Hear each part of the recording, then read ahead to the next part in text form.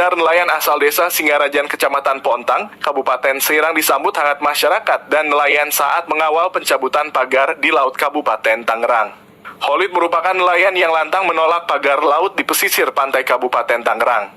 Khalid menyampaikan keresahannya ketika tampil di acara Indonesia Lawyer Club beberapa waktu lalu. Ia disebut nelayan berwawasan luas dan memiliki kecakapan bicara yang baik. Khalid juga mengaku tahu siapa dalang di balik pagar laut yang membentang sepanjang 30 km di desa Muncung hingga Paku Haji Kabupaten Tangerang, Banten. Khalid juga viral di media sosial. Banyak netizen mendukung pernyataan lantang Khalid terkait pagar laut di Kabupaten Tangerang. Hingga akhirnya pagar laut di Kabupaten Tangerang dibongkar TNI Angkatan Laut dan pihak terkait lainnya. Itu melanggar cabut, kenapa entar-entar? Kenapa entar nunggu 20 hari segala macam? Udah, itu melanggar cabut. Oh, ketika masyarakat melanggar, jangankan urusan misalnya pagar sampai 30 km lebih, curi kayu aja. Iya sih benar. Gitu kan? Kayu aja di hutan lindung dihukum langsung. Maksudnya kok nggak dilakukan itu? Gitu kan? Ini nunggu apa? Gitu. Misalnya nunggu biar pelakunya ngaku, pelakunya rahasia umum lagi. Lurah tahu, orang kok tahu yakin siapa pelakunya. Orang Serang aja tahu semua. Bupati tahu, nggak tahu pura-pura, nggak mungkin nggak tahu. Itu kalau saya sebutin di sini, nanti saya dituntut undang-undang IT nanti. Itu. Kok dituntut undang-undang kalau ada? Takut dituduh gitu. Bukan, kalau ada benar ya nggak bisa dituntut. Udah berarti kan apa? Hah? Iya. Ada tadi udah bilang kok korporasi di belakang ini. Korporasi apa? Yang di PSN kan? Iya, itu korporasinya. Nah, pemagaran ini sebenarnya mah tetap ini proyeknya dari Ali Hanafi ke Encun nih. Encun itu Ahmad Ghazali. Ahmad Ghazali ditenderkan lagi ke Mehmet. Nah, bikinlah ini Encun ini bikin supaya mengalihkan isu gitu kan, supaya ini tidak terjadi ke dia nama itu. Akhirnya ditongolkan ya namanya Jaringan Rakyat Pantura, bahwa ini swadaya, itu segala macam. Dan ini sebenarnya udah jadi. Yang saya sebut tadi ini udah jadi materi gugatan di pengadilan. Gitu. Nah kalau ngomong Ali Hanafi, silakan aja, semua di sini juga tahu siapa. Tangan kanannya siapa maksudnya. Itu kan. Kalau ngomong aguan segala macam ya berarti kan Antoni Salim segala macam, itulah korporasinya maksudnya. Dan jika negara tidak berani ke itu, saya akan lawan. Benar, sama-sama nelayan, tapi kan situasinya yang berbeda, Pak. Mungkin yang dirasakan Kang Khalid merasa terganggu, tapi kalau nelayan-nelayan kami itu tidak, Pak. Mereka tetap beraktivitas seperti biasa. Ya. Maka ketika mereka pada saat musim paceklik, yang saya tahu mereka itu bilang katanya mereka itu bisa mencari kerang-kerang hijau, ya, sehingga itu bisa menambah penghasilan atau menjadi penghasilan para nelayan ketika di masa musim paceklik. Tapi saya memang apresiasi kepada Kang Khalid ya, luar biasa ini, seorang nelayan hebat gitu, berwawasan tinggi gitu ya. Saya nggak sampai apa yang tadi dia sampaikan itu, ini saya bingung nyernanya Kang. Saya bingung bener. Saya tadi sampai ada PSN sampai PIK 2. Oke lah, saya misalnya PIK 2 tahu, cuma kan tulisannya doang. Dan korporasi juga saya nggak tahu. Saya pernah dengar, tapi kan saya nggak tahu orangnya. Kan nanti kalau saya ngomong salah kan juga salah lagi, kan gitu. Mungkin kalau untuk sejauh ini Kang Khalid, mohon maaf karena mungkin apa yang dirasakan Kang Khalid dan rekan-rekan yang lain, dan kami yang ada di Kohot, ya juga mungkin nggak sama, ya mungkin saya rasa juga kita nggak bisa memukul sama rata, ya. Mungkin gak semuanya juga apa yang dirasakan Kang Khalid sama dengan teman-teman yang lain. Dan ini juga kan kita nggak bisa menarik kesimpulan terlebih dahulu Pak, kan gitu. Pasti kan masih ada pro dan kontra. Nah, saya nggak tahu. Misalnya kalau teman-teman nanti lebih banyak yang mana, lebih kontraknya setuju apa tidak setuju misalnya, ya kan, gitu. Nah, cuma gini, jujur aja kalau misalnya untuk kohot, kita jujur tidak merasa ada gangguan. Mungkin itu aja, Kang Holid. Terima kasih. Ya, Terima kasih. ya, Mungkin sedikit tanggapi ya. ya. Ya. Ya artinya justru saya pengen investigasi nih kalau siapa namanya? Tarsin. Tarsin, bener. Oh iya. Takutnya model-model begini staf desa doang, Pak. Ya, makanya dulu tunggu. Ini perlu. Takutnya. Ya, saya klarifikasi juga, saya klarifikasi ya. Oke, saya klarifikasi. Nggak apa-apa. Mohon maaf. Ini kita di publik, semuanya kita biar terbuka juga. Iya. Nggak apa-apa. Mohon maaf, Pak Tarsin. Nggak apa-apa. Saya juga sama. Justru saya yang merasa mewakili orang Kabupaten Tangerang. Ya. Kang Holid saja, ya. Orang dari Serang segitu perhatiannya dengan Kabupaten Tangerang. Ya. Apalagi kami warga Tangerang jelas punya tanggung jawab. Amin. Ya, tolong itu. Amin. Terus kalau terkait saya, mohon izin Kang Holid ya. Kita bersaudara semua di sini. Kalau terkait dengan saya, kan saya dari awal udah bilang saya mewakili nelayan, karena pada waktu itu saya memberitahukan kepada nelayan saya, coba tuh ada konferensi pers, coba ngomong sono. Waduh, saya takut, kata dia. Waduh, ya karena saya dikonfirmasi, akhirnya saya datang kan, karena nelayan-nelayan saya takut, karena nggak biasa. Mohon izin Pak Karni. Jadi karena nggak berani itu, ya udahlah. Saya ngomong, saya waktu itu pun mewakili nelayan. Dan itu pun saya hasil bertanya kepada teman-teman saya, kelompok nelayan yang ada di Kali Cisadane, Kang. Nama kelompoknya. Iya, Nama kelompoknya enggak, bukan nama kelompoknya. Apa? Kelompok nelayan Kali Cisadane. Oh, iya. Ya. Maksudnya biar saya ingat itu. Oke.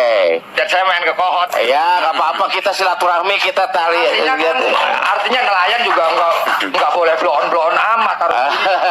Saya setuju kalau nelayan itu nggak boleh bodoh. Masa Oke, nelayan setuju. sering banyak makan ikan yang seger-seger kok. Oh ya. Oh, gitu kan. Tapi gini, Kang, ya. Tapi gini, ya. Kebetulan karena saya juga staf desa di pelayanan. Begitu dong, artinya. Iya, makanya kan saya juga perlu mengklarifikasi.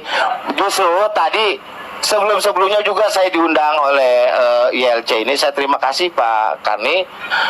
Di sini saya mau mengklarifikasi bahwa memang saya selain staf desa, saya juga mengelola kelompok nelayan. Terima kasih, Pak. Iya. Itu jaringan rakyat Pantura itu. Betul sekali Pak Karni. Saya nelayan mewakili nelayan Pantura karena saya juga kelompok dari nelayan Pantura Begini yang Pak ada di Karni, Desa bisa Kohot. saya sedikit ini enggak? Boleh. Kasih masukan Ini yang keren ya? pengetahuan itu kan. Ini yang keren nih. Seseorang berpikir apapun itu Ini yang tergantung keren sumbernya. katanya ini. Ya kan? Kalau sumber pengetahuannya keruh, maka pengetahuannya akan Ya. keruh. Sumber pengetahuan yang keruh yang jernih itu tergantung motivasinya. Kalau motivasinya kesementaraan, keterlibatan tentang misalnya staf atau jabatan atau harta atau ketenaran atau apa, dia akan keruh pemikirannya. Karena terganggu dengan kepentingan yang sementara ini. Jernih dan tidaknya pengetahuan itu tergantung dari motivasinya. Kalau motivasinya keabadian, dikarenakan Allah, maka yakin pengetahuannya akan jernih. Dan saya percaya itu. Ya. Ini nyatanya yang keren ya, viral sekarang. Baik, Mas Tarsin. Beliau ini kan merasa bahwa pagar laut itu mengganggu. Artinya dia juga, saya kira, nggak setuju lah kalau itu dijadikan proyek. Anda terganggu nggak dengan PIK 2? Untuk sejauh ini, kalau saya tidak mengkaitkan ini kepada kegiatan PIK 2, ya. Tapi dengan adanya bambu-bambu yang tadi dimaksud, nelayan kami setelah bertanya, ya, itu tidak. tidak Ah. terganggu dengan adanya bambu-bambu tadi. Walaupun So, tadi belayarnya lebih jauh katanya. Solarnya lebih. kalau misalnya berlayar lebih jauh, saya rasa enggak juga, ya.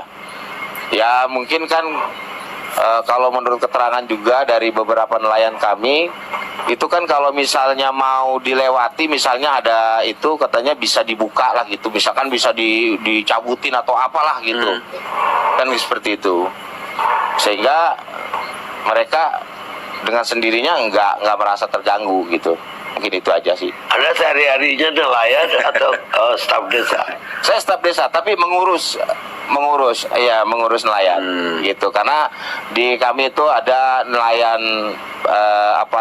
lokal, ada nelayan pendatang juga gitu. Ya, jadi Anda tidak mengalami sehari-hari Ya. bagaimana berlayar ke. Kalau bicara mengalami enggak gitu. Tapi saya juga berdasarkan informasi yang diterima dari rekan-rekan nelayan di lapangan. Mungkin begitu, Kak. Maaf, sebenarnya kalau misalnya untuk mengetahui sesuatu informasi kan tentang persoalan apa yang terjadi di lapangan, saya pikir kalau misalnya tanya di staf desa ataupun misalnya desa, kelurahan, pasti yang kalau di wilayah Tangerang ini tidak akan pernah jernih. Dia tidak akan pernah menginformasikan dengan realitas yang nyata, itu kan. Kan ukuran manusia itu diukur ketika dia berpikir harus sesuai dengan kenyataan. Jangan katanya. Kalau ini kan sebenarnya apa masih katanya, gitu kan. Nah, normal tidak normalnya seseorang itu diukur dari kenyataan yang ia bicarakan. Kalau yang dikatakan itu tidak sesuai dengan kenyataan, berarti ya saya bilang minha. Minha itu setengah dari 100. Enggak 100. Berarti ada sesuatu yang cacat dalam berpikir. Gitu kan. Jangan-jangan artinya gini. Bagaimana ini proyek yang sedang berlanjut, misal ada penggusuran, ada pemagaran laut, ada penimbunan sungai gitu kan. Tanya sama lurah misalnya. Dia nggak pernah dirugikan, semua lurah kayak lurah Moncong, lurah Keronjo gitu kan. Termasuk yang di Kohot, yang lainnya bicara dan bikin konten, bikin TikTok ataupun apa. Itu dia merasa tidak terganggu dan ini sangat menguntungkan gitu. Ya wajar karena ada keuntungan dari transaksi tanah itu. Bahkan lurah pun pada jadi calo di situ. Kira-kira secara hukum bener apa enggak ketika lurah jadi calo? Iya, Gitu iya. kan? Kira-kira ini mah. Yo hadirin yang ada di sini, kira-kira lurah jadi calo tanah halal apa enggak? Gitu aja.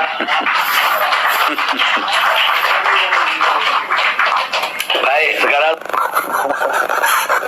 Ini bener banget sih, ini bener banget. Wajar banget kalau ada orang berpendapat seperti ini. Karena memang Pak Kolik itu ngomongnya pinter banget ya. Didengarnya enak, intonasinya pas. Terus dia itu ngomong pakai analogi ya. Dia cerdasnya dia ngomong pakai analogi. Yang orang awam itu nggak tahu ya analogi itu apa. Tapi setelah diucapkan Pak Kolik, kita bisa dengar dengan logika. Masuk logika gitu loh. Bahkan Pak Kolik itu sampai mengutip buku gitu. Jadi saya menduga Pak Kolik ini bukan orang biasa. Kalaupun sekarang dia ini nelayan, tapi saya menduga dulu waktu muda dia bukan orang biasa. Entah dia orang terpelajar atau dia mantan apa ya, saya nggak tahu ya. Coba teman-teman yang tahu kasih tahu saya dari komen. Jadi kalau yang nonton kemarin di LC ya, Pak Kolik itu lebih dominan dari yang lain. Dari yang katanya mahasiswa, tapi ternyata dia itu dosen, si Sandi. Terus banyak lagi di situlah orang-orang intelektual. Tapi yang cara bicaranya paling intelektual itu Pak Kolik. Itu menurut saya ya. Nggak heran banget kalau ada orang berpikiran begini. Ada yang berpikiran ini intelijen gitu ya. Ini nggak heran ya. Kalau ngeliat dari Pak Kolik udah setua itu, tapi ngomongnya masih bagus gitu. Di keamanan saya terpaksa berhenti teman-teman hari ini dari pekerjaan saya. Bagaimana di kantor saya teman-teman digas-gas oleh gerombolan zombie-zombie, saya gaduh teman-teman. Oke ya, tapi perlu diingat ya, dalam hal ini dalam membongkar kebohongan dari si Said Gaduh, teman-teman. Saya tidak akan pernah berhenti. Saya tetap berdiri pada kebenaran. Camkan itu.